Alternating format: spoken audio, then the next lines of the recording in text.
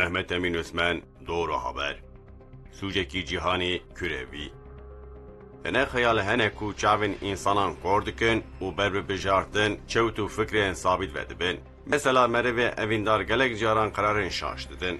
Levra evji gayni ku ze hazdike tişeki nabine. Anji jiber ku şevet hişe insanan distine mrovan berbe cihen halet vedibi. Kavmiyet peresti anji netev perestiya misbeji dibe sebep insan karar u biryarın çevbidin. دستپیکا مسئله ده دخول قانونا یکم امروز ده شیطان قرار خلط و شاش دا کو جبر سببا کمه بحث کر و بب صدام خرابیه. آیت 11 و 12 امین این سوره آرافه و قومیت پرستی جمره وکی سببا بجارتنا شاشا شیطان ده ناسین. سون ما آدم خلقان پاشه مشکل و آوادایه. پاشه مجی ملائکتان را گوت جا آدم را هرن سجوده. جغین ابلیس تف چونه سجوده.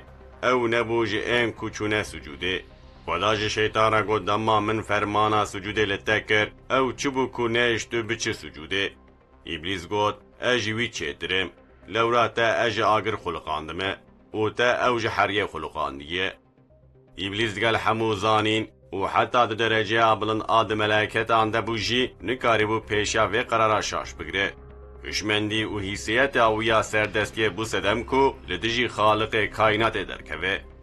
دوی معنی ده لوره عرض تمثیل کاریا ابلیسیونیستیکن. لورا او خو و قومین هاتنن هل بجارتن دبینن. او لگور خود بیجن او روی عرض سیاه خودینه. خوده او قومکی وک بجارتا خلقاندن. انسان اندنجی جبو خزمت آوان خلقاندیه. افکر انسانان دکن ناب خلط ین مزن. ایروژی بر ترجیح شاش و چوتن سیونیستان همو انسانیت کتیا نافیتنه اما چاوین و خواه که دبینن براستی جی هیتلر کو یهودی و جیوهو قتل کربوجی دبن تاثیر جوره پریشانیا قومیا کو ما بحث کرده کم کجی و قرکرم پیکانی بو هیتلر آنجی نازیان باور دکر کو جبو قومین سردست نتنه حقه که ده همان دمیده مجبوریت که کو کسیندن بندست بکن و جهوله راکن. بگوتنک دن لگوری وان قوما سردست و بجارتا خودی حق حیات و شیانه بو. جبر وی که راکرنا قوم یهودیان لگور وان وظیفه یک بو. ایروژی شبکه اسرائیل تشته کو لغازه دکن وکا کرنن هیتلره. هلبت افروش لدرجين جداد بلاوه جواك و قوم دنجي دبه.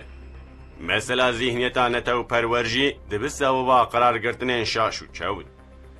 لگور قرارا من سکنو هلوسا لدجي كريار و کرنين شبكة تروريست آب ناوه اسرائيل نتنه بي اسلامي را تكليا بي انساني رهيه.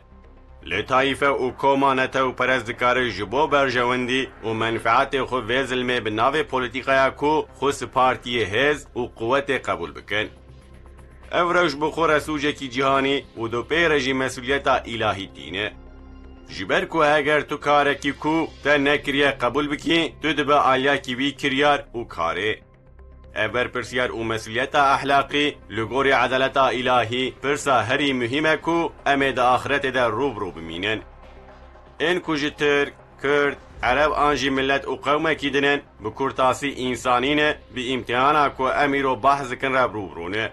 شرد ناورا حماس و اسرائیل ده روبرونا حق و باطلیه. اگر دوی شر حق و باطله ده ام خوب بدن بر منفعت پولیتیکا کو خص پارتی هز و قوت آن منفعت نتوی و ادم امه ببن یک جهف کارین رجاندن آخوینه. اف سوجه کی جهانی تشکیل لکه